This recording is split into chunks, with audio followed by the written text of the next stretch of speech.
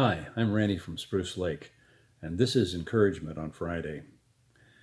I'd like to talk to you today about how to rejoice in difficult times, about focusing on the encouraging, but I want to make sure we do it properly, because the truth is, we're all pretty gifted at self-deception. And what is self-deception? The dictionary defines it this way. Self-deception is a process of denying or rationalizing away the relevance, significance, or importance of opposing evidence and logical argument. You know as well as I do that we can rationalize ourselves into any number of distressing negative frames of mind, or just as easily into a positive false sense of security when it isn't really justified. But since today we're focusing on encouragement, let's make sure that our encouragement finds its foundation in the truth. I don't want you to leave this talk thinking, I'm going to call my buddies, I'm so encouraged, and we're going to go out and have some fun, because that wouldn't be truthful. You see, positive thinkers can self-deceive as easily as negative thinkers. Let me illustrate. I worked in a business for a while that had a positive thinking guru come speak to us one day.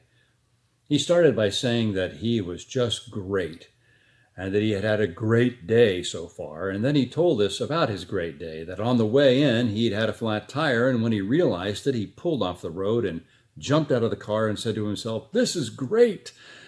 And then he noticed he had dirt on his shirt from changing the tire, and he said, "This is great." And he said nothing was going to dampen his day. The whole day was great. I looked around, and the people around me were shaking their head in approval, and I thought, this guy is totally self-deceived. I mean, I don't think a flat tire is going to ruin my day, but it isn't great. As Christians, we're supposed to operate in the truth, that which lines up with reality, which is why Paul writes this in Philippians chapter 4. "Finally, brethren, whatever is true, whatever is honorable, whatever is right, whatever is pure, whatever is lovely, whatever is of good repute, if there's any excellence, anything worthy of praise, dwell on these things." Think about whatever is true.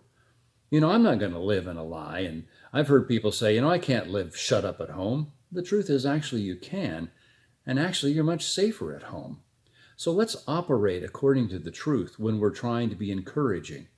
Paul tells us, whatever is honorable, whatever is right, whatever is pure, whatever is lovely, whatever is good repute, if there's any excellence, anything worthy of praise, dwell on these things. Literally, set your mind to thinking on those kind of things. So that's what I've been doing.